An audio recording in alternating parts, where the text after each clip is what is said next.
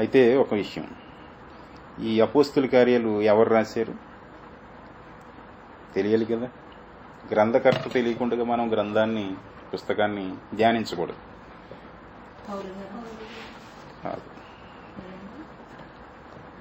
అపోస్తుల కార్యాలు రాసినటువంటి వ్యక్తి లోకా గారు. ఎవరట? లోకా యేసుక్రీస్తుకు శిష్యుడా?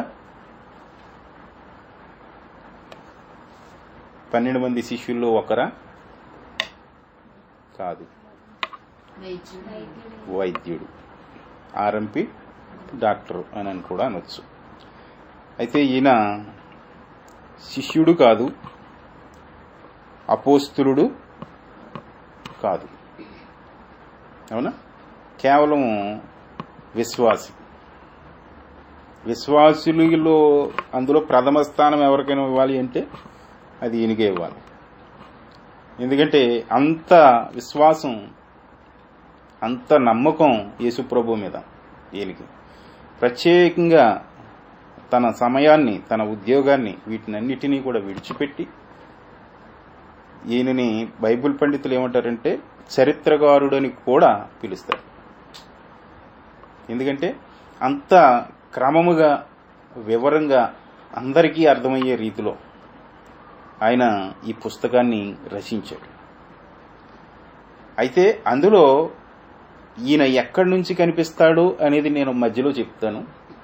ప్రస్తుతం ఇప్పుడు మనం ప్రారంభపు అధ్యాయము, ప్రారంభపు వచనము నుండి చదువుకోవడానికి సిద్ధంగా ఉన్నాం. అయితే ఈయన రాసే ఈ చరిత్ర అంతటిలో కూడా ఆయన లేడు. ప్రారంభంలో ఈయన లేడు. ఈయన ఎక్కడ ప్రారంభమయ్యాడు, ఎక్కడ కలిశాడు, ఏ విధంగా వచ్చాడు అనేది నేను మధ్యలో మీకు ఆయన రాతను బట్టి మీకు బయలుపరుస్తాను. అయితే ఇవి ముఖ్యంగా మనం గుర్తుంచుకోవాల్సింది ఏమిటట, అపోస్తుల కార్యాల యొక్క గ్రంథకర్త ఎవరు? వైద్యుడైన లోకా మరొక పుస్తకాన్ని పరిశుద్ధ గ్రంథంలో రాశాడు. ఏ పుస్తకం? ఏమిటట? లూకా సువార్త కదండి. ఈయన 2 పుస్తకాలు. ఈ 2 పుస్తకాలు ఈయన ఎవరట? 2 పుస్తకాలు, లూకా సువార్త, అపోస్తుల కార్యాలు, లోకా గారు రాశారు. ఓకే, ఇది మైండ్లో పెట్టుకోండి. ఎందుకంటే అక్కడ ఎండ ఇవ్వటమును ఇక్కడ ప్రారంభం అవటము ఒకేలాగా ఇంచుమించు దగ్గరగా కనిపిస్తుంది. ఓకే, తదుపరి నేను తర్వాత విషయాన్ని మీకు తెలియపరుస్తాను. అయితే ఇప్పుడు ప్రారంభ వచనం చదవండి. ఓ థెయోఫిలా, యేసు తాను ఏర్పరుచుకొనిన అపోస్తులులకు పరిశుద్ధాత్మ ద్వారా ఆజ్ఞాపించిన తరువాత ఆయన పరమునకు చేర్చుకొనబడిన దినము వరకు ఆయన చేయుటకును బోధించుటకును ఆరంభించిన వాటినన్నిటినీ గూర్చి నా మొదటి గ్రంథమును రచించి తిని. ఇప్పుడు మీకు క్లారిటీగా అనిపించిందా? మొదటి గ్రంథం ఏది? మొదటి గ్రంథం ఏది? లూకా సువార్త. ఆ సువార్తను గూర్చే ఈయన ఇప్పుడు ఇక్కడ ప్రస్తావిస్తూ ఉన్నాడు. అవునా? ఆయన పరిచర్య కొరకు ఎక్కడి నుంచి ఆయన రావడం నుంచి ఎక్కడికి భూమి మీదకి రావడం, వచ్చిన తర్వాత నిజంగా క్రిస్మస్ కి ఎక్కువ చదివించే వచనాలు ఏ గ్రంథంలో ఉంటాయి? లూకా సువార్తలోనే మీకు ఎక్కువగా కనిపిస్తుంది. ఆయన జననం గురించి చాలా క్లారిటీ ఇచ్చాడు అనమాట. ఈయన అందుకే చరిత్రకారుడని ఎందుకన్నారంటే అక్కడ కొంత చరిత్ర కూడా అక్కడ లిఖించి మరలా అప్పుడు ఆయన ప్రారంభించాడు. కనుకని ఆ పుస్తకం అంత నమ్మకమయంగా మనకు కనిపిస్తుంది. ఓకే, ఇప్పుడు ఇక్కడ ఈయన చెప్పేది ఏంటంటే ముగింపులో ఇది 2వ పుస్తకం. ఇది 2వ పుస్తకం. ఇప్పుడు చదువుకుందాం 3వ వచనం. ఆయన శ్రమ పడిన తరువాత. ఏమిటట? ఆయన శ్రమ పడిన తరువాత అంటే ఏంటి? సిలువను శ్రమ అంటే ఇక మరణం వరకు. మరణం వరకు తిరిగి లేచినప్పటి నుంచి ఈయన చెప్తూ ఉన్నాడు. చూడండి, 40 దినముల వరకు వారికి అగపడుచు దేవుని రాజ్య విషయములను గూర్చి బోధించుచు అనేక ప్రమాణములను చూపి వారికి తన్ను తాను సజీవునిగా కనుపరుచుకొనేను అంటున్నాడు. అవునా? శిలువ మీద మరణించి సమాధి చేయబడిన తర్వాత ఆయన తిరిగి లేచిన తర్వాత, అనగా పునరుద్ధానపు దినం ఏదైతే ఉందో నిన్నటి వారం మనం ధ్యానించాం. పునరుద్ధానపు దినం ఆదివారం ఉదయమున ఎవరు కనిపించారు? మొదటిగా మరియ గారికి కనిపించారు. అయితే అక్కడి నుంచి మరలా తర్వాత శిష్యులకు కనిపించారు. తర్వాత ఒక మార్గంలో ఇద్దరు వెళ్తుంటే వారికి కనిపించారు. అలాగా తోమా అనుమానించినప్పుడు మరలా ఒకసారి ఆయన మరలా వారి మధ్యలో ఇలాగే మనకులాగా ఒక రూమ్ లో కూర్చుని ప్రార్థన చేసుకుంటూ ఉండగా వాదం జరుగుతుంది. అప్పుడు వారు మేము చూసాము అని చెప్పి తోమాతో అంటుంటే తోమ ఏమన్నాడు? తన ప్రక్కన ఎక్కడైతే బల్లెపు పోటు పొడిచారో ఆ యొక్క గాయములో నేను వేలు పెట్టి చూడాలి, అప్పుడు నేను నమ్ముతాను అంటే, వాస్తవానికి యేసు ప్రభు ఆ ఆత్మని లేదంటే ఆ శిష్యుడిని బలపరచడానికి ఆయన నేరుగా వారి మధ్యలో నిలిచాడు. వచ్చి మీకు సమాధానం కలుగునుగాక అంటాడు. కలిగినగాక అని చెప్పి అప్పుడు తోమాకు ఒక ప్రత్యేక బోధ చేస్తాడు ఆయన. అయితే అక్కడ ఏమంటాడంటే, చూచి నమ్మిన వారికంటే చూడక నమ్మిన వారు ధన్యులు అన్నాడు.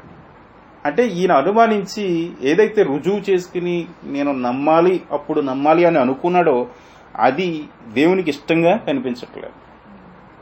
చాలా మంది ఏమనుకుంటారంటే, ఏదైనా ఒక కార్యాన్ని పెట్టుకుంటారు, ఇలాగే ఇప్పుడు జాబ్ దొరకటమను, లేదంటే పెళ్లి జరగటమను, లేదంటే ఇల్లు కట్టడమను, లేదంటే ఆస్తి సంపాదించుకోవాలను, లేదంటే బంగారం సంపాదించుకోవాలను, నాకు ఇది కావాలి, ఇది వస్తే ఇది నేను పొందుకుంటే అప్పుడు నిన్ను దేవుడిగా అంగీకరిస్తాను, దేవుడిగా నమ్ముతాను. ఈ టైపు ప్రార్థన దేవుడికి ఇష్టం లేని ప్రార్థన. గుడ్డిగా మనము నమ్మాలి. వాస్తవానికి ఆయన చేయగలడు అని, ఆయన సమస్తము సాధ్యపరచగలడు అని విశ్వాసం ద్వారా ఎప్పుడైతే ప్రార్థన చేస్తామో తప్పనిసరిగా దేవుడు ఆ ప్రార్థనని ఆలకిస్తాడు. అయితే ఈ 40 దినాలు వారందరికీ కూడా కనబడుచు, లేదంటే ప్రత్యక్షంగా కనపరుచుకునుచు సజీవునిగా ఆయన కనపరుచుకున్నాడు. తర్వాత ఏమనుంది? ఆయన వారిని కలుసుకుని ఇలాగూ ఆజ్ఞాపించెను అంటున్నాడు, మీరు యెరూషలేము నుండి వెళ్ళక నా వలన వినిన తండ్రి యొక్క వాగ్దానము కొరకు కనిపెట్టుడి. యోహాను నీళ్లతో బాప్తిస్మము ఇచ్చెను గాని కొద్ది దినములలోగా మీరు పరిశుద్ధాత్మలో బాప్తిస్మము పొందెదరనెను. అక్కడ ఫుట్ నోట్లు ఏమనుంది? తో, అంతే కదా, లో కాకుండా తో అని చదవాలి మనం. పరిశుద్ధాత్మతో ఏం పొందుతారు? వీరు బాప్తిస్మము పొందుతారు. ఇది జరుగుతుందా? జరిగిపోయిందా అంటే ఇక ముందు భాగాల్లో అది ఖచ్చితంగా జరిగింది. ఎక్కడ జరిగింది? మేడగదిలో జరిగింది. ఇది ప్రవచనం.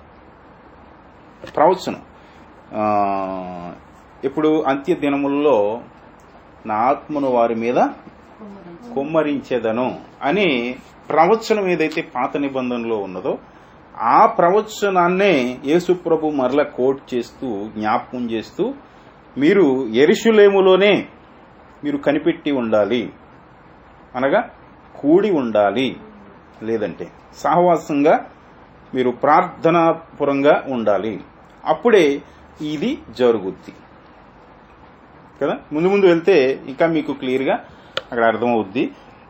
ఆ మేడగదులు ఏం జరిగింది ఏమిటనేది ఇంకా ముందు మీకు చదువుకుంటూ వెళ్తుంటే మీకు అర్థమవుతుంది. అప్పుడు ఇంకా క్లారిటీగా మీకు వివరిస్తాను. ఇప్పుడు 6వ వాక్యం చదువుదాం. కాబట్టి వారు కూడి వచ్చినప్పుడు, ప్రభువా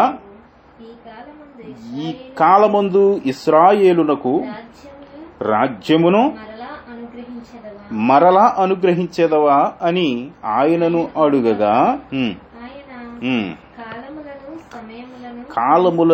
సమయములను తండ్రి తన స్వాధీనమందుంచుకొని ఉన్నాడు. వాటిని తెలుసుకొనుట మీ పని కాదు. ఏ విషయాన్ని గురించి అడుగుతున్నారు వీళ్ళు? ఏ విషయాన్ని గురించి అడుగుతున్నారు? వాస్తవానికి వాళ్ళు ఇండైరెక్ట్ గా ఏమడుగుతున్నారంటే, నువ్వు రాజుగా ఉండాలి కదా అసలని. పోనీ ముందేదో బలియాగం కార్యక్రమం జరిగిపోయింది, ఇప్పుడు నెక్స్ట్ ప్రోగ్రాం ఏంటి?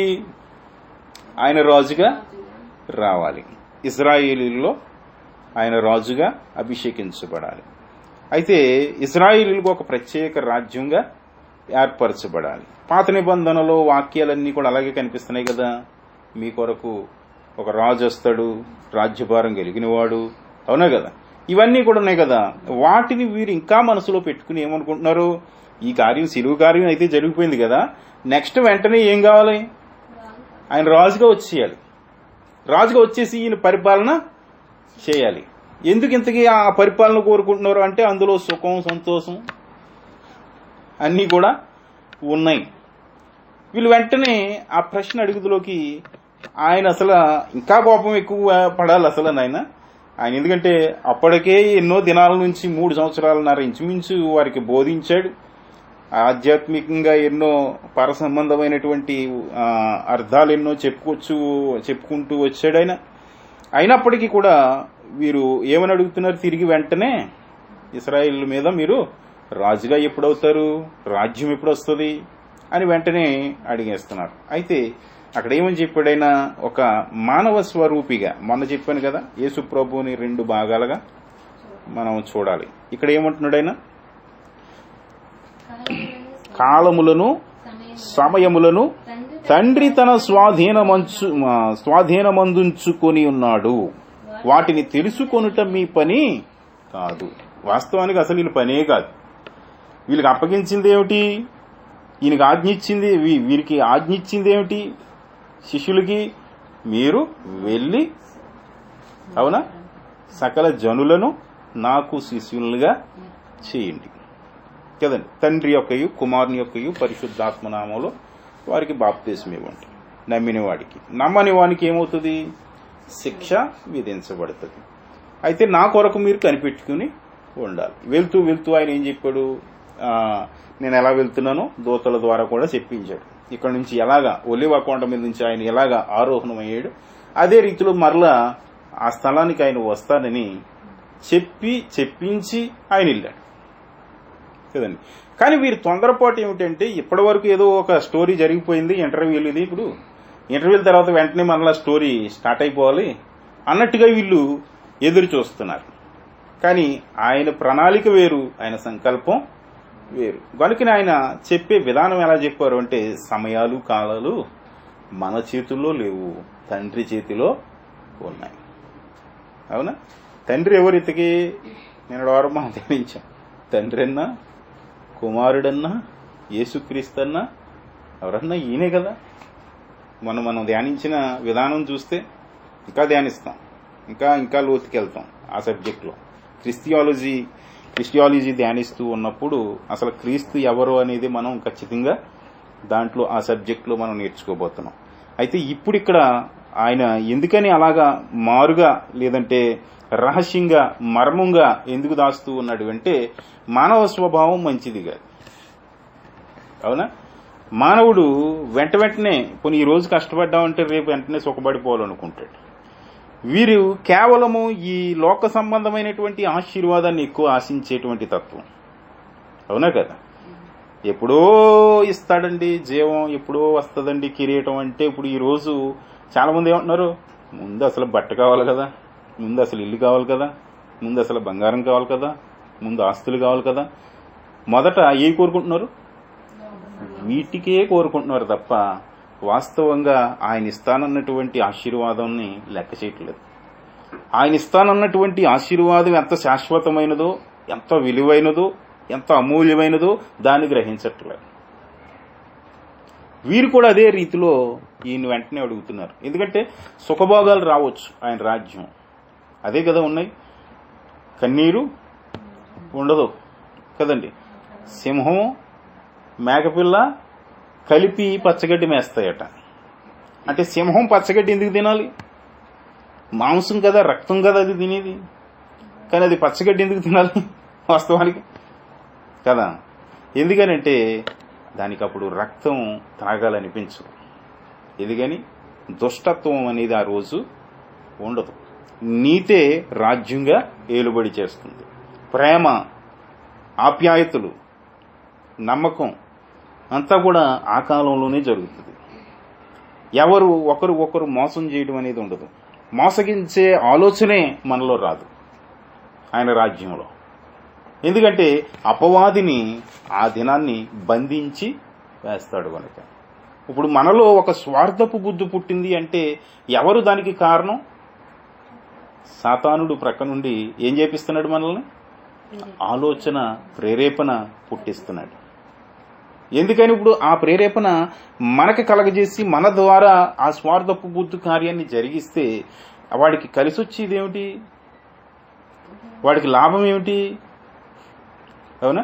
ఎవరైతే నా స్వరూపమందు చేసుకుని నా స్వరక్తం ఇచ్చి నేను కొనుక్కున్నానని దేవుడు చెబుతున్నాడో, నా కుమారుడిగా చేసుకున్నాడో, అవునా, ఆ బిడ్డని పాడు చేసేస్తే తండ్రికి బాధ కదా? బాధే కదా. ఇప్పుడు వాస్తవానికి మామూలుగా లోకరీతిలో చూస్తే అందరు మనుషులు మనకు మంచిగా పరిచయం గారు. కొందరు మంచి నేర్పే వాళ్ళు ఉంటారు, కొందరు చెడు నేర్పే వాళ్ళు కూడా ఉంటారు. కుటుంబాల్లో చిచ్చులు పెట్టేవారు ఉంటారు. ఒకరి మీద ఒకరు ద్వేషాలు పెంచే విధంగా ఏదో కుటుంబాల మధ్యన ఏదో చిచ్చులు పెట్టి ఇలా విడదీసేసేటువంటి స్వభావం కలిగినటువంటి వారు కూడా ఉంటారు. ఎందుకని? పచ్చటి సంసారంలోనట ఏంటది నిప్పులు పోసే రకాలు బోల్డ్ మంది ఉంటారు. ఎంతసేపు ఒకరి మీద ఒకరికి ఇలాగే చెప్పడం, ఒకరి మీద ఒకరి విషయాలు ఒకరికి చేర్చడం, ఇవన్నీ కూడా ఎవరి చేష్టలు అంటే అపవాది ప్రేరేపిస్తున్నాడు. అపవాది ఎక్కడ మంచి సమాధానంగా కుటుంబం ఉందో అక్కడ ఒక వ్యక్తిని ఏర్పాటు చేసుకుని అతన్ని తోస్తాడు ఆ నుంచి. వీళ్ళు అల్లరిపాలైపోయి వీళ్ళు తిట్టుకుంటూ కొట్టుకుంటూ ఉన్నారు అంటే ఎవరికి ఆనందం? వీడికి ఆనందం. ఎవరికి బాధ? అయ్యో నా వాక్యం విన్నారు, అవునా, నా రక్తంతో కొనుక్కున్నాను నేను, వీరు నా బిడ్డలో నా స్వభావం కలిగిన వారు, కానీ వీరేంటి ఇలాగే ఈరోజు ఇలా కొట్టుకుంటున్నారని ఎవరు? తండ్రి, మన పరమ తండ్రి బాధపడతాడు. వీడి టార్గెట్ అంతా ఏమిటి? మధ్యలో మనం టార్గెట్ చేస్తున్నాడు, మనల్ని దెబ్బ కొట్టి తండ్రిని దుఃఖపరుస్తున్నాడు. ఇది మనం గుర్తించాలి. ఇప్పుడు కూడా వాస్తవానికి వాడికి రూపాయి కలిసి రాదు, ఏది కలిసి రాదు. తిరిగిపోని వాడు పోగొట్టుకున్న స్థానాన్ని, పోగొట్టుకున్నటువంటి ఆధిక్యతను మరలా పొందుకోగలడా అంటే పొందుకోడు. ఎందుకంటే దేవుడు ఒకసారి తృణీకరించాడు అంటే, దేవుడు ఒకసారి వెనక్కి తీసేసుకున్నాడు అంటే మరలా దాని జోలికి పోడు. ఒకే మాట అయింది, ముందొకటి వెనకొకటి అలా ఉండదు. అందుకని వాటికి చివరి వరకు కూడా ఒకటే గతి. పరిశుద్ధ గ్రంథం అంతా చూస్తే కనీసం ఎక్కడన్నా క్షమించబడ్డాడు అని ఎక్కడ కూడా ఉండదు. ఆ రోజునే నిర్ణయించి ఆయన రాజ్యంలో నుంచి అతన్ని తోసి వేశాడు. అయితే ఇక్కడ మనం చదువుతున్నటువంటి భాగంలో మరలా చదవండి ఒకసారి, ఏమనుందట అక్కడ? కాబట్టి వారి ఏమను ప్రభువా ఈ కాలమందు ఇశ్రాయేలునకు, అంటే ఈ కాలమందు అంటే వెంటనే, ఇప్పుడు నీవు వెళ్ళిపోతున్నావు, మరలా వెంటనే నీవు వచ్చేయాలి, ఈ కాలంలోనే జరిగిపోద్దా అని వాళ్ళు అడుగుతున్నారు. తర్వాత ఈయన చెప్పడం మనకు తెలుసు. ఇప్పుడు అది కాలాలు, సమయాలు మన చేతుల్లో లేవు, దేవుని చేతిలో ఉన్నది. ఇప్పుడు మరో ఇక్కడ చదవండి. అయినను పరిశుద్ధాత్మ మీ మీదికి వచ్చినప్పుడు మీరు శక్తి నొందెదరు గనుక మీరు యెరూషలేములోను యూదయ సమరయ దేశముల అందంతటను భూదిగంతముల వరకును నాకు సాక్షులై ఉందురని వారితో చెప్పెను. ఈయన ఒక్క వాక్యంతో చెప్పేశారు వారి చరిత్రను. ఒక్క వాక్యంతో వారి జీవిత చరిత్రను అంతటిని, వారు చేయవలసినటువంటి పరిచర్యను అంతటిని కూడా ఈ వాక్యంలోనే చక్కగా వివరించి చెప్పాడు. అర్థం చేసుకోవాలి మనం ఈ వాక్యాన్ని. ఏమన్నాడు? అయినను పరిశుద్ధాత్మ మీ మీదకి వచ్చినప్పుడు మీరు శక్తి నొందెదరు అంటున్నాడు. పరిశుద్ధాత్ముడు మన మీదికి రాకపోయినప్పుడు మనం బలహీనమే. మన లోనికి రానప్పుడు మనకేమీ కూడా అర్థం కావు. పై పరిశుద్ధ గ్రంథాన్ని ప్రప్రథమంగా మేము మొదట్లో చదువుతూ ఉన్నప్పుడు నాకు అసలు అర్థం అయ్యేది లేదు. అబ్రహాం ఎవరు, ఆదాం ఎవరు, సారా ఎవరు, అవునా, రాహేల్ ఎవరు, యాకోబు ఎవరు, అసలు ఈ 12 మంది కొడుకులేంటి, ఆ కొడుకులేంటి, అస్సలు ఏ రాజు పేరు కూడా గుర్తుండేది కాదు. ఏ విధంగా కూడా చదివినా నాకు పరిశుద్ధ గ్రంథం అర్థమయ్యేది కాదు. చాలాసార్లు నేను చిరాకు వచ్చి పక్కన పెట్టేశాను. ఎందుకని అర్థం కాదు. అప్పుడు ఒక సేవకుడు బోధిస్తూ ఉన్నప్పుడు ఒక మాట అన్నాడు, పరిశుద్ధాత్మ సహాయం ద్వారా మీకు పరిశుద్ధ గ్రంథం అర్థమవుతుంది అని చెప్పి. అప్పుడు ఏం చేయాలి మరి? కొన్ని మార్కెట్లో ఎక్కడన్నా దొరుకుద్దంటే పోనీ తెచ్చుకుని మన కలజోడెట్టుకుని చదువుకున్నట్టుగా చదువుకుంటాం కాదు కదా. అప్పుడు మరలా ఏమని, పరిశుద్ధాత్మ ఎవరివ్వాలి? పరమ తండ్రి యాకోబు పత్రికలు అంటాడు కదా, ఎలాగట, దేవుణ్ణి అడగండి, అడిగినప్పుడు ఆయన సమృద్ధిగా మీకు ఆత్మనిస్తాడు. ఆత్మదేవుడే మనకి ఇవన్నీ కూడా నేర్పిస్తారు. ఒంటరిగా చదివినప్పుడు, ఎప్పుడైనా సరే ఏకాంతంగా చదువుతూ ఉన్నప్పుడు మీకు అనేక విషయాలు అర్థమవుతూ ఉంటాయి. పరిశుద్ధాత్మ అనుభవంతో నేను చెప్తున్నాను. మామూలుగా ఏ పేపర్లు చదివేటప్పుడు ఏదో మనకు వచ్చిన లాంగ్వేజ్ తోటి మనం చదువుకుంటాం. కానీ ఈ పరిశుద్ధ గ్రంథాన్ని ఎప్పుడైతే మనం మనస్ఫూర్తిగా చక్కగా వచ్చి ఇది చదవాలి అని మనస్ఫూర్తిగా దేవుణ్ణి అడిగి ప్రార్థన చేసి ఎప్పుడైతే ప్రారంభిస్తామో ఖచ్చితంగా పరిశుద్ధాత్మ సహాయం మనకుంటుంది. పరిశుద్ధాత్ముడు చక్కగా ఏదో భుజం తట్టి నేర్పించినట్టుగా నేర్పిస్తాడు. మాకింత లోతుగా ఎవరు నేర్పలేదు. వాస్తవానికి పౌలు గారు చెప్పినట్టుగానే పౌలు గారికి ఎవరు సహాయకుడట? యేసుక్రీస్తే నాకు బోధించాడంట. ఎప్పుడు బోధించాడు ఆయనకి? యేసుక్రీస్తుతో పౌలుకి యేసుక్రీస్తుల వారికి ఏమైనా సంబంధం ఉందా? అసలు ఎప్పుడైనా కలుసుకున్నారా? ఎప్పుడైనా కనీసం మాట్లాడుకున్నారా?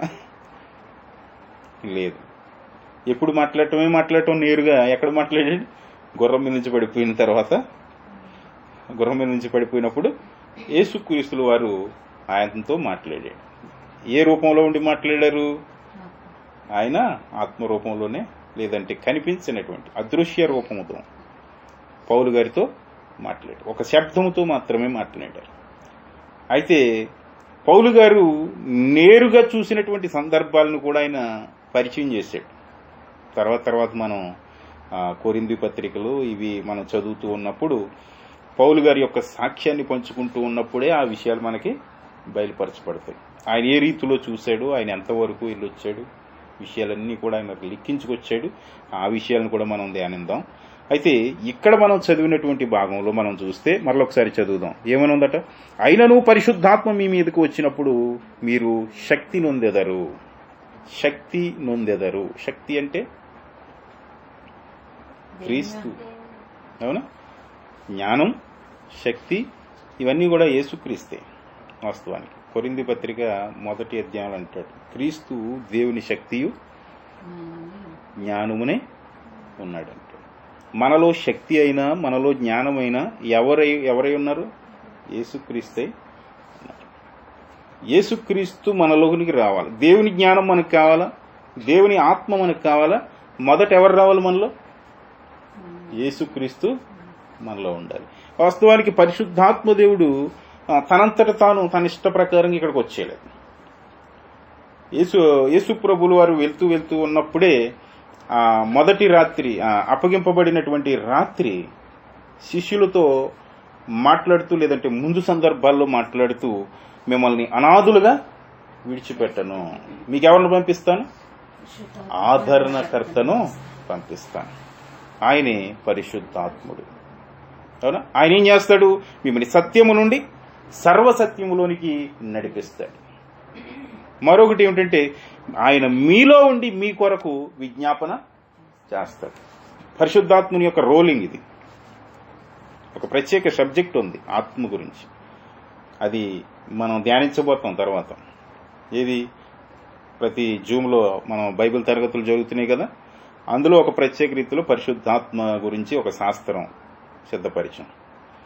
అయితే ఇక్కడ ఆయన చెప్పేటువంటి విషయం ఏమిటంటే, ఎప్పుడైతే నేను వెళ్తున్నానో వెళ్ళిన తర్వాత మీ మీదకి ఒక ఆత్మ వస్తాడు. ఆత్మ వచ్చినప్పుడు మీరు ఏ విధంగా ఉంటారట? శక్తిమంతులుగా అవుతారు. దేనిలో శక్తి అంటే ఒకప్పుడు బలహీనులుగా ఉన్నారు. ఎప్పుడు బలహీనులుగా ఉన్నారు వీళ్ళు? యేసుప్రభువుని పట్టిన రాత్రి బలహీనులుగా ఉన్నారా లేదా? ధైర్యహీనులుగా ఉన్నారా లేదా? పారిపోయారా లేదా? పారిపోయారు. మరి తర్వాత నిజంగానే ఈ పరిశుద్ధాత్మ దేవుడు వీరిపై ఆయన నింపబడ్డాడు. వీరిలోనికి వచ్చారు. వచ్చిన తర్వాత వీళ్ళు తెగింపు ఎలా ఉంది? రాత్రి ఒక వాక్యం చదివాం యాకోబు గురించి. చావుకు కూడా అవునా భయపడలేదు. ఖడ్గంతో పొడుస్తానన్నా సరే అతడు తెగించాడు. తెగించి ముందుకు వెళ్ళాడు.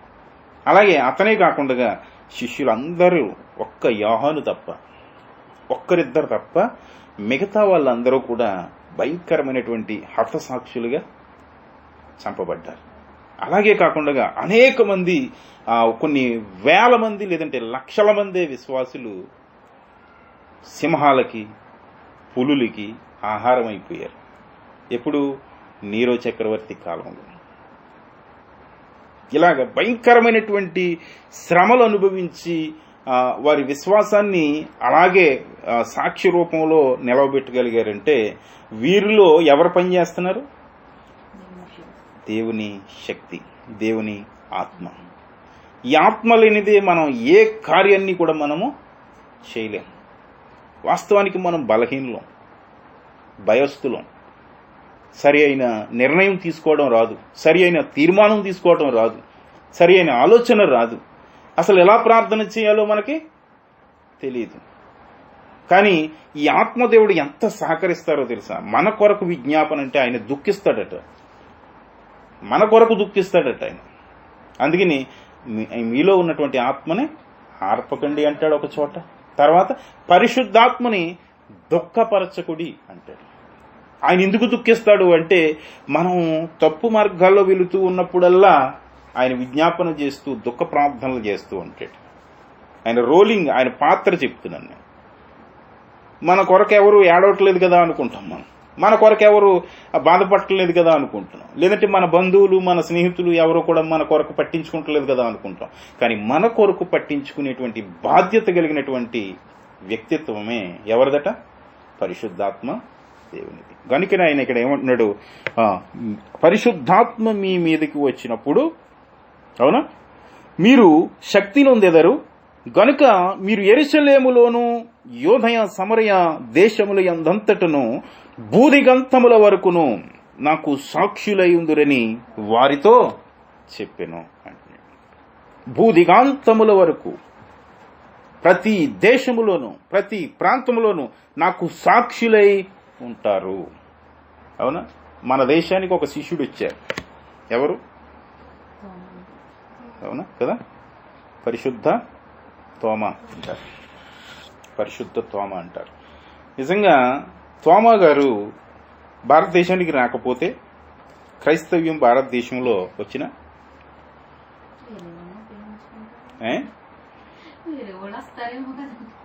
లేదు. మరి ప్రారంభం మరి అసలు వాళ్ళే కదా ప్రారంభం. ఇప్పుడు ఎవరితో మాట్లాడుతున్నారు?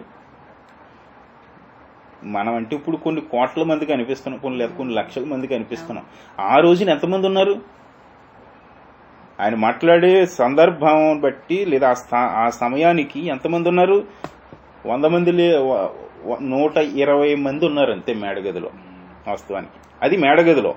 ఇక్కడ మాట్లాడుతున్నటువంటి సందర్భం బట్టి చూస్తే కొద్ది మంది మాత్రమే ఉన్నారు, కొద్ది మంది మాత్రమే విశ్వసించారు, కొద్ది మంది మాత్రమే ఆయన మాటల్ని నమ్మారు.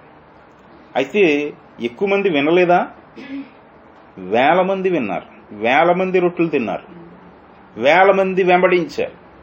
కానీ వారందరూ ఇక్కడ ఉన్నారా అంటే ఎవరూ లేరు. చూడండి, ఒక 1000కి కనీసం 10 మందిని వేసుకున్నా కూడా కనీసం అక్కడ ఒక 500-600 మంది అయినా ఉండాలి. ఇది కేవలం ఒక 2 చేపలు 5 రొట్టెలు తిన్నటువంటి సందర్భంలో చూస్తే 5,000 మందికి పైగా అక్కడ భోజనం చేశారు. వెంబడించిన వారు చాలా మంది ఉన్నారు, లెక్కించలేమట. బైబిల్ పండితులు లేకుండా 25,000 వరకు లెక్కేశారు ఒక్కొక్క సందర్భంలో. ఇంతలా వెంబడించినటువంటి వ్యక్తులు నిజంగా ఆయన సిలువను వేసి ఆయన పునరుద్ధానం పొందినా కూడా ఎక్కువ మంది చూడలేదు. కానీ కేవలం ఆ ఆరోహణమయ్యే సమయానికి చూసినటువంటి వారు ఇంచుమించు ఒక 600 మంది వరకు ఉంటారు. ఒక 600 మంది వరకు సాక్షులుగా ఉన్నారు. కానీ ఇక్కడ మాట్లాడుతున్నటువంటి సందర్భంలో మాత్రం ఎంతమంది ఉన్నారు? కేవలం ఒక 11 మంది మాత్రమే ఈయన స్వాధీనంలో ఉన్నారు. ఈ 11 మందితోటే ఆయన ప్రత్యేకంగా మాట్లాడుతాడు. ఎందుకని? వీళ్ళకి ఒక ముద్ర వేశాడు. ఏమని? అపోస్తులు. అపోస్తులు అంటే ఏంటి? దేవుని చేత పిలువబడిన వారు, లేదంటే పంపబడిన వాడు అని అర్థం. ఒక్క మాట్లాడితే పంపబడిన వాడు, దేవుని చేత పంపబడిన వారు. ఎక్కడికి పంపబడుతున్నారు అంటే దేవుని యొద్ద నుండి లోకంలోనికి పంపబడుతున్నారు. కనుకనే వీరిని అపోస్తులు అన్నారు. ఇది అపోస్తుల కార్యగ్రంథం. కనుకని వీరు మాట్లాడుతున్నది ఎవరితో మాట్లాడుతున్నారంటే ఆయన మాట్లాడేది ప్రత్యేకంగా అపోస్తులని టార్గెట్ చేశాడు. అపోస్తులతోటే అంటున్నాడు, మీరు భూదిగాంతముల వరకు నాకు సాక్షులై ఉంటారు. ఈ సువార్త విస్తరింప చేయవలసినటువంటి బాధ్యత ఎవరి మీద పెట్టాడు? ముఖ్యంగా 12 మంది మీద పెట్టాలి. కానీ ఒక అతను తప్పిపోయాడు. తర్వాత ఎంతమంది ఉన్నారు? 11 మంది ప్రత్యేకంగా ఉన్నారు. అప్పటికి పౌలు గారు ఇంకా దేవుని ప్రణాళికలోనికి రాలేదు. ఇది కేవలం అప్పటికింకా సంఘం కూడా ప్రారంభం కాలేదు. సంఘం చర్చి అంటున్నాం కదా. ఈ సందర్భం చదివే సందర్భానికి అక్కడ చర్చ్ అనేది లేదు, సంఘం అనేది లేదు, అవునా? సావాసం అనేది కూడా లేదు. అటువంటి పరిస్థితులు, అటువంటి చీకటి శూన్య కాలంలో ఈయనంటున్నాడు, మీరు భూదిగాంతముల వరకు నాకు సాక్షులుగా మీరు జీవిస్తారు. ఎలా జీవిస్తారు అంటే దేవుని యొక్క ఆత్మశక్తి ద్వారా మీరు జీవిస్తారు. వాస్తవానికి మన శక్తి ద్వారా మనం ఆయన పక్షంగా నిలబడాలి అంటే మన జ్ఞానం ద్వారా, మన మాటల ద్వారా అయితే మనం నిలబడలేం. వాస్తవానికి ఇంటి దగ్గర మాకు జరిగినటువంటి సందర్భం అది నేను చెప్పి ఆపుతాను. ఈరోజు ఇక్కడ వరకు మనం ధ్యానిద్దాం, సమయం అయిపోతుంది కదా. నేను ఆ వాక్యాన్ని గురించి చెప్పాను కదా, చదువుతున్నప్పుడు పరిశుద్ధాత్మ సహకారం లేకుండా నాకు అర్థం కాలేదు. ఇది ప్రారంభపు దినాలు. ఎప్పుడైతే ఉపవాసం ఉండి ప్రార్థన చేసి దేవుణ్ణి అడిగాము, అప్పుడు దేవుడు ఆత్మ ద్వారా నన్ను దర్శించి చక్కగా ఒక క్రమ పద్ధతిలో చదవడానికి దేవుడు సమయాన్ని ఇచ్చాడు. తర్వాత ఆ వాక్యం అర్థమయ్యే విధానం ఇచ్చాడు. తర్వాత ఇంకా అర్థం చేసుకోకపోతే అర్థం చెప్పే గురువుల్ని లేదంటే సేవకుల్ని నాకు పరిచయం చేసి వారి వద్దకు నన్ను నడిపించాడు. అలాగా ఆ విధంగా నేను వాక్యాన్ని నేర్చుకోగలిగాను. అలాగా మొత్తం మీద ఎప్పుడైతే చెరలో నేను తీర్మానం తీసుకున్నానో, చివరి శ్వాస వరకు నీ పక్షంగా నేను పోరాడతానయ్యా, నేను నిలబడతానయ్యా అని నేను మాట మాత్రమే చేసి తీర్మానం చేసుకున్నాను. కానీ ఆ సందర్భం ఒక రోజు వస్తేనే కదా తెలిసేది. ఇప్పుడు అసలు నా ప్రాణమైనా సరే ఇస్తానన్నాడు ఎవరు? పేతురు. ఆ సమయం వచ్చిందా రాలేదా? వచ్చింది. పోనీ ప్రాణం ఇచ్చాడా? ప్రాణం చేతబట్టుకుని పారిపోయాడు కదా. ప్రాణం చేతబట్టుకుని పారిపోయాడు. అంటే ఏదో ఒక సమయం అనేది ఆ టయానికి వస్తుంది. మనం మాట అన్నాము అంటే, తీర్మానం తీసుకున్నామంటే ఆ సమయం వస్తుంది. ఆ మాటని నిలబెట్టుకునే అవకాశం మనం ఉండాలి. అయితే నేను ఎప్పుడైతే ఈ తీర్మానం తీసుకున్నానో ఇంటి దగ్గర అదే పరిస్థితి వచ్చింది. మొన్న 2017కి వెళ్ళాను కదా. వెళ్ళినప్పుడు ఆ కిచెన్ రూమ్ అంతా కూడా రెడీ చేశాను. ఇలా పొడవుగా చేసాం, అంతా చేసాం. లక్షవారం ఆ రోజు మొత్తం అంతా ఇంకా క్లియర్ చేసాము. శుక్రవారం ఓపెనింగ్ అనుకున్నాం. ఇది ఇలాగే సావాసంగా ప్రార్థన కూడిక పెట్టుకోవచ్చు. చర్చి పెడదామని నేను అనుకోలేదు. అసలు ఇంటి దగ్గర సంఘం పెడదామని ఆలోచన చేయలేదు. వాస్తవానికి ఏంటంటే ఇలాగే ఇప్పుడు మనం కుటుంబ ఆరాధనగా కూడుకుని మా వాళ్ళకి కొంచెం సువార్త వీళ్ళకి అర్థం చెప్పవచ్చు దేవుని గురించి అని చెప్పి నేను అనుకున్నాను. కానీ ఆ రాత్రి ఎవరు వచ్చేసారు? గ్రూప్ అందరూ కూడా 40 మంది వచ్చేసి వాకులంతా కూడా నిండిపోయారు. పెద్ద పెద్దోళ్ళు, చిన్న చిన్నోళ్ళు అందరూ కూడా ఏదో నేను నేరస్తున్నట్టు. ఎలా ఉంటుంది మీకు? సందలాడిపోయి కానీ చీకటిగా ఉంది, రాత్రిపూట వీళ్ళందరూ వచ్చేసారు. ఉదయానికేమో మేము అన్నీ సిద్ధపరుచుకుంటున్నాం, ఓపెనింగ్ చేయాలి ఇది దేవుని ప్రార్థనా మందిరం. కానీ వాస్తవానికి సంఘం అని నా దృష్టిలో లేదు, కానీ కేవలం గృహంలో ఒక స్థలం అనేది ఇవ్వాలి, దేవునికి ప్రార్థన చేసుకోవాలి, వారికి కొన్ని మాటలు చెప్పాలి అనే విధంగా. అయితే వీరందరూ వచ్చి ఏమంటారంటే చాలా వాదాపోవాదాలు జరిగినాయి. ఇంచుమించు గంటన్నర కూర్చున్నారు. గంటన్నర వారితో వాదించాను. అది నేను వాదించానా అంటే నా వల్ల కాదు. నాకంటే వాళ్ళు ధనికులు ఉన్నారు, జ్ఞానవంతులు ఉన్నారు, పెద్దవాళ్ళు ఉన్నారు, చిన్నవాళ్ళు ఉన్నారు, గొప్పగా చదువుకున్నటువంటి వారు ఉన్నారు. అందరూ ఒక్కొక్క మనిషి ఒక్కొక్క ప్రశ్న వేస్తున్నాడు, ఒక్కొక్క మాట మాట్లాడుతున్నాడు. వారందరికీ కూడా సమాధానం చెప్పుకుంటూ రావాలి. పోనీ నాతో పాటు ఇంకెవరైనా మాట్లాడే వాళ్ళు ఉన్నారా అంటే ఎవరు లేరు. మా నాన్నగారు ఉన్నారు, వెళ్ళి మంచం మీద పడుకున్నాడు. ఇలా వాదిస్తూ అలా చివరికి ఏమైందంటే నేను బలంగానే మాట్లాడాను, వాళ్ళు బలంగానే మాట్లాడారు.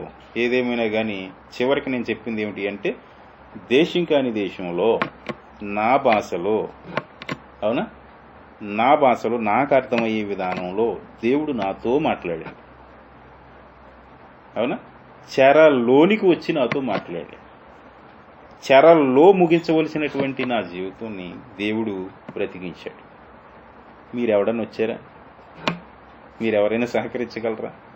సహకరించలేరు. కనుక అక్కడే నేను మాట ఇచ్చేశాను, చివరి శ్వాస వరకు నేను ఆయనకి సాక్షిగా ఉంటానని, ఆయన్ని ప్రకటిస్తానని, ఆయన పరిచర్య చేస్తానని నేను అప్పుడే తీర్మానం తీసేసుకున్నాను. రాను ఇదిరా ఈడి తీర్మానం అని చెప్పి అందరూ ఇలా కొట్టి అందరూ లేచిపోయారు. లేచి వేరే చోటకు వెళ్ళి మరలా అక్కడ ఒక మీటింగ్ వేసుకుని వాళ్ళు స్వీట్లు తెచ్చుకుని పంచుకుని ఏం నిర్ణయం తీసుకున్నారు? వీరు మన సంఘంలో ఉండకూడదు, మన కులంలో ఉండకూడదు, అవునా, మన ఏదైనా శుభకార్యాలకు కానీ ఏ కార్యాలకైనా సరే వాళ్ళని పిలవకూడదు, అంటే ఒక మాటలో వెలి వేయాలి అని చెప్పి ఒక నిర్ణయం తీసుకుని స్వీట్లు పంచి పెట్టుకుని వెళ్ళారట. ఉదయాన్నే పాప పాలుకి వెళ్ళింది. పాలుకి వెళ్తే వాళ్ళు ఏమన్నారు? మిమ్మల్ని వెళ్ళేశారట, పాలు వేయొద్దన్నారు అని చెప్పిందట. డాడీ పాలు ఇదంట ఇలాగలాగా జరిగిందంట అని చెప్పి అప్పుడు పాప వచ్చి చెప్తే అప్పుడు నాకు అర్థమైంది. ఇప్పుడు మరి మనం నెక్స్ట్ ఏం స్టెప్ వేయాలి? వాస్తవానికి ఉదయాన్నే జరగవలసిన కార్యం అంతా కూడా దేవుని నామానికి మహిమకరంగా గొప్ప ఘనతకరంగా జరిగింది. 200 మంది 250 మంది వచ్చారు. చక్కగా ప్రార్థనాపూర్వకంగానే రిబ్బన్ కట్ చేసాం. ఆ ప్రార్థన ఆ మందిరాన్ని లేదంటే ఆ స్థలాన్ని ఓపెన్ చేసి భోజనాలు చేస్తుంటే అప్పుడు నేను ఒక ప్రకటన చేశాను. ఏమని? మీరందరికీ ఇలా జరిగిందట, ప్రార్థన చేయండి అని చెప్పి. ఏమని? ఇలా వెలివేయటం జరిగింది, ఎవరో కూడా మాతో మాట్లాడకూడదట, మాతో ఇలా ఉండకూడదట, ఇలా జరిగింది, అయినప్పటికీ కూడా పర్వాలేదు అని చెప్పి మా తల్లిదండ్రులు మేము ఇలాగా నేసుకున్నాం. ఓకే, మంచిది, అందరితో చెప్పేశాం. అయితే తర్వాత నాకు మరలా ప్రేరేపణ ఏమొచ్చింది?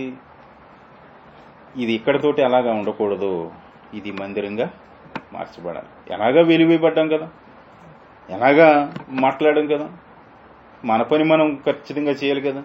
అయితే వాస్తవానికి వీళ్ళందరూ కూడా రక్షణ పొందాలి కదా. ఇంకొకడు వచ్చిపోని ఇక్కడ ప్రార్థన చేయగలడా? ఇంకొక సేవకుడు వచ్చిపోని ఇక్కడ చర్చి కట్టగలడా అంటే కట్టలేడు. కనుకని ఇక తెగించి నేనేమని చెప్పానంటే, మన ఆత్మీయులందరికీ ప్రతి శుక్రవారం ఆరాధన జరుగుద్ది, మీరు వచ్చి మాకు సహకరించండి. వాస్తవానికి నిజంగా 25-30 మంది అప్పటి నుంచి కూడా వచ్చి సహకరించేవారు. మరుసటి వారం నుంచి కూడా అక్కడ శుక్రవారపు ఆరాధన ప్రారంభించాము. అలాగే నడిచేది. ఎవరో కూడా మన జోలికి రాలేదు. మరలా అది మరలా ఆదివారము ఆరాధనగా మార్చి సంఘముగా స్థిరపరిచాం. అది ఇప్పుడు ప్రస్తుతం అలాగే వెలిగించబడి నడుస్తూ ఉంది. అంటే ఒక సందర్భం, ఒక సమయం అనేది వస్తుంది. ఆ సమయానికి మనము ఆయనకి సాక్షిగా నిలవబడాలి అంటే మనలో ఏముండాలి? ఆత్మ సహాయం అనేది మనలో ఉండాలి. ఆత్మ సహాయం కలిగిన వారే మనం ఉండాలి. ఎక్కడి వరకు చదువుకున్నామో మార్పు పెట్టుకోండి. రేపు మిగతా భాగాన్ని మనం చదువుకుందాము. చిన్న ప్రార్థన చేసి ముగింతాను నేను. కృపా సత్య సంపూర్ణుడ, సర్వాధికారి, సార్వభౌముడవు, సకల ఆశీర్వాదములకు కారణభూతుడవు. ఈ దినాన్ని కూడా ప్రభువా, ఈ దినదిన కుటుంబ ఆరాధనను మీరు జ్ఞాపకం చేసుకుని మాకిచ్చినటువంటి మీ ధన్యతకై వేలాది స్తోత్రములు చెల్లిస్తూ ఉన్నాం తండ్రి.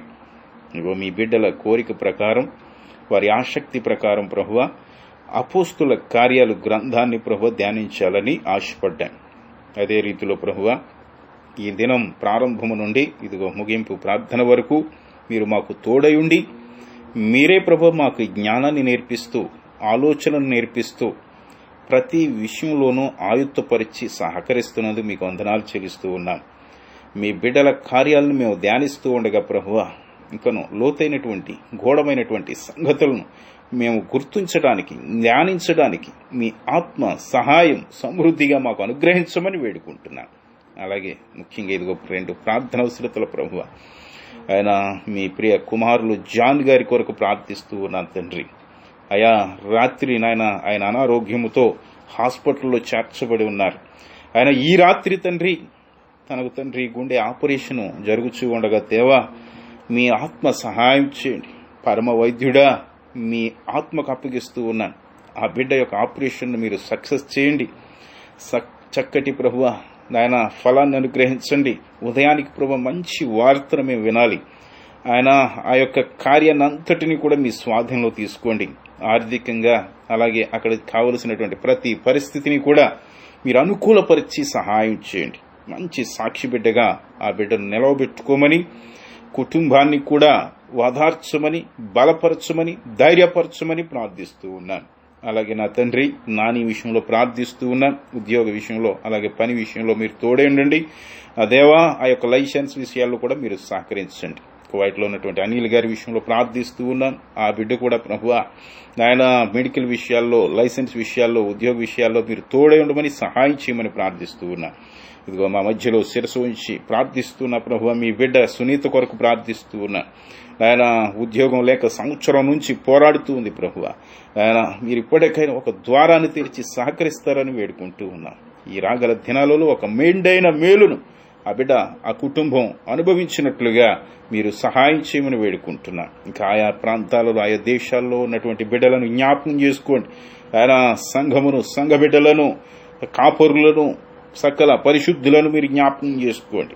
ఇక మా మధ్యలో ఆయన ఉండి నాయన ఇంతవరకు సహకరించినటువంటి బిడ్డలు, ఆయన ఇదిగో మరొక కుటుంబం, ఆయన అలాగే రావు మోహన్ రావు గారిని, అలాగే నా తండ్రి వారి యొక్క భార్యను, వారి కుటుంబాన్ని ఆయన మీరు జ్ఞాపకం చేసుకోండి. ఎమానుయేల్ రాజు చేతి పనులు మీరు దీవించి ఆశీర్వదించండి. పాల్సన్ గారిని, నాయన వారి కుటుంబాన్ని మీరు జ్ఞాపకం చేసుకోండి. నా దేవా, మీ దాసునైన మమ్మలను జ్ఞాపకం చేసుకోండి. ఇకను ప్రభువా, ఆత్మీయులు, సాహసంలో ఉన్నటువంటి వారు, స్నేహితులు అందరూ ఉన్నారు. వారందరినీ మీరు జ్ఞాపకం చేసుకోండి. మా దేశ క్షేమం కొరకు కూడా ప్రార్థిస్తూ ఉన్నాం. నా తండ్రి, మీ రక్షణ సువార్తను విస్తరింపచేయండి. నశించు ఆత్మలను రక్షించి మీ మందిరములో చేర్చమని ప్రార్థిస్తూ ఉన్నాం. సువార్థికులను జ్ఞాపకం చేసుకోండి. నా దేవ, మేము పనిచేస్తున్నటువంటి యజమానులను, ఈ యొక్క మేము నివసిస్తున్నటువంటి ఈ దేశ పరిపాలకులను, రాజులను మీరు జ్ఞాపకం చేసుకోండి. దీవించి ఆశీర్వదించండి. మీరే సహకరించి సహాయం చేయమని, ఈ దినదిన కుటుంబ ఆరాధన దినదినము బలపరచమని, దీవించి ఆశీర్వదించమని, మీ వాక్య జ్ఞానాన్ని మేము నేర్చుకోవడానికి ప్రభువా ఇంకనూ మమ్మలను ఆయన బలపరిచి స్థిరపరచమని, చక్కటి ఆరాధనలు జరగడానికి మీ కృప చూపమని, అలాగే ఒమేగా మినిస్ట్రీస్ ద్వారా జరుగుతున్నటువంటి పరిచర్యలో మీరు తోడే ఉండి సహకరించమని, సహాయం చేయమని, వృద్ధులను జ్ఞాపకం చేసుకోండి. గర్భఫలాలు లేనటువంటి వారిని జ్ఞాపకం చేసుకోండి. అనారోగ్యంతో ఉన్న వారిని జ్ఞాపకం చేసుకోండి. ఆర్థిక సమస్యల్లో ఉన్నటువంటి బిడ్డలను, కుటుంబ సమస్యల్లో ఉన్నటువంటి బిడ్డలను, ఉద్యోగాలు లేక ఎందరో ప్రభువా ప్రయత్నిస్తూ ఉన్నారు. ఆ బిడ్డలను మీరు జ్ఞాపకం చేసుకోమని, సహాయం చేయమని, సమస్త మహిమ, ఘనత, ప్రభావములు మీ నామమునకే ఆరోపిస్తూ యేసుక్రీస్తు వారి యొక్క పరిశుద్ధమైన నామములో ప్రార్థన చేసి పొంది ఉన్నాం మా పరమ తండ్రి. ఆమేన్. యేసు రక్తమే జయం, ప్రభుయేసు రక్తమే జయం, ప్రభుయేసు నామమునకే సంపూర్ణ విజయం కలుగునుగాక. Amen. Amen. Praise the lord. అందరికీ వందనాలు. రాజా.